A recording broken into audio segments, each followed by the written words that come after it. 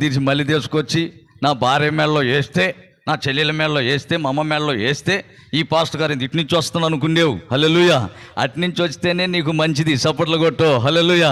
అట్నుంచి వస్తేనే నీకు ఆశీర్వాదం. లేనిపోయిన ఇవన్నీ కలిపి ఏం చేస్తాయంటే కుటుంబాలకు ఎసురు పెడతాయి. మొన్ననే ఏం జరిగిందంటే, ఒక పెళ్ళిలో నేను వాక్యం చెప్పడానికి పోయా. ఆయన ఏం చేసిందంటే, ఈ కొబ్బరి తోటలు ఎక్కువ ఆ ఏరియా మొత్తం, ఈ కొబ్బరి తోటలు, అరటి తోటలు బాగా ఎక్కువగా ఉన్నాయి.